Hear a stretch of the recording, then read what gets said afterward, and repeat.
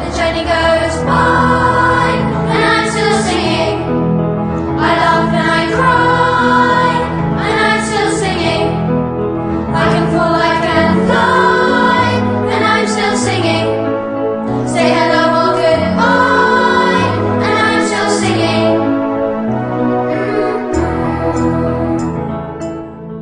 Hi Brownlee. Well, it's been a super busy week for everybody, clearly by the amount of emails that I've had in my inbox. It's been absolutely fantastic to see what you've been doing. I've had to make a list of everybody who sent me something, so I hopefully, fingers crossed, will show a little bit of everything, because it's all about sharing what you've been up to and keeping in contact with you and your friends. So, first of all, some of you have been baking. Now, Harrison has been making the most fantastic looking pizzas. Made me really hungry when I saw them. Well done, Harrison. And Florence and Daisy have been baking. Now, Daisy had made the most fantastic cake for VE Day.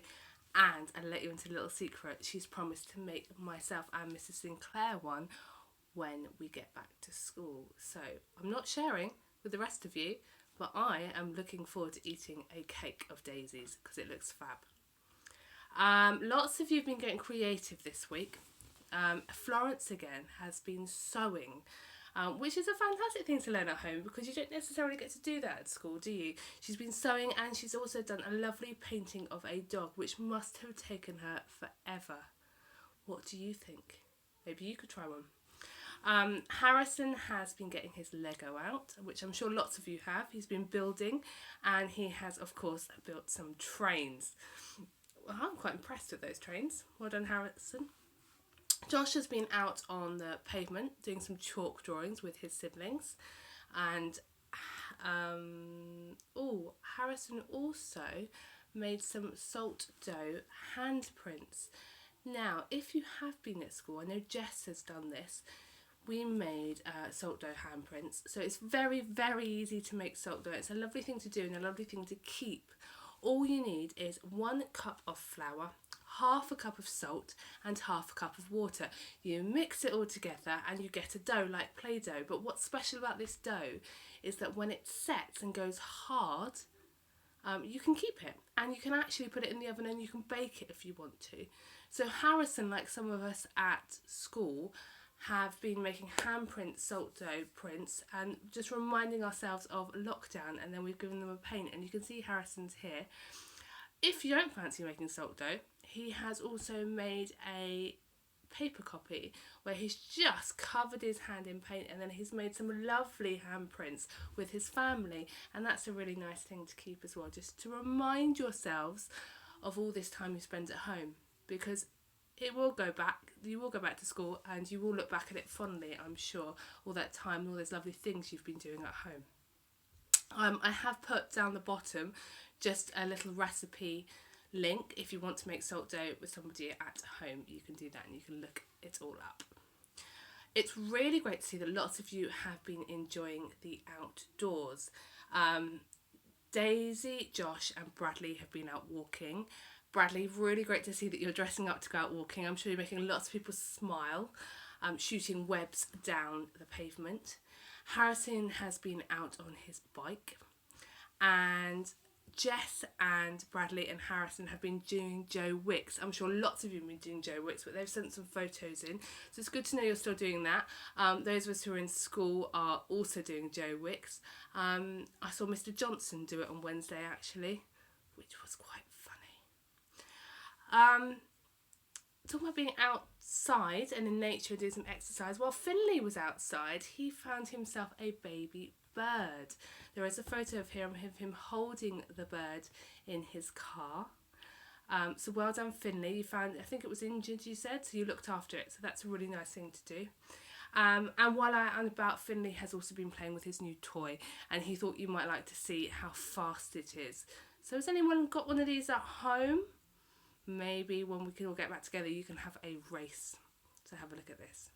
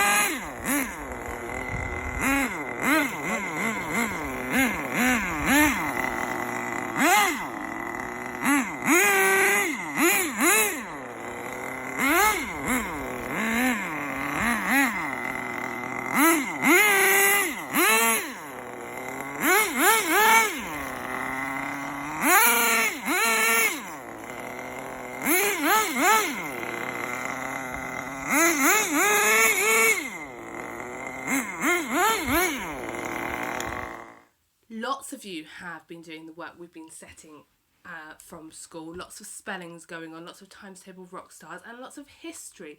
So it's really nice to see that Florence has been enjoying the Anglo-Saxons, and she has done a written piece. And Sophie very kindly recorded herself showing us around her Saxon museum. So I've got that video for you here to share. Well done, Sophie. It's really stunning, and you've worked ever so hard.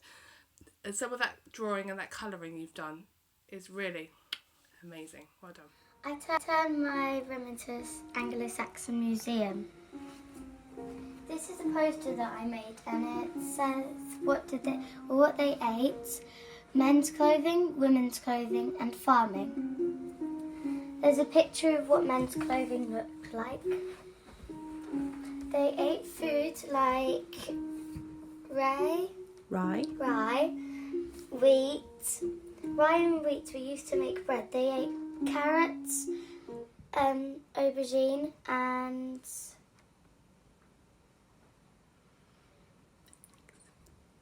eggs. This is a picture of them farming. Most Anglo-Saxons were farmers. It was their main job. This is women's clothing. They wore an underdress, which is the pink, and an overdress. They're connected by those pins there. I made an Anglo-Saxon house. It has a very big roof and small, and no windows and small walls.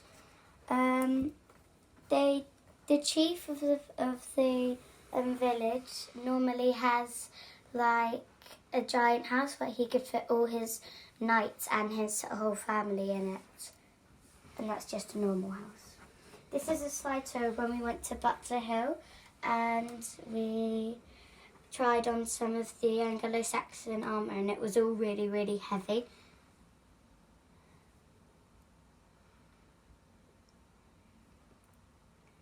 So yeah, that's my museum.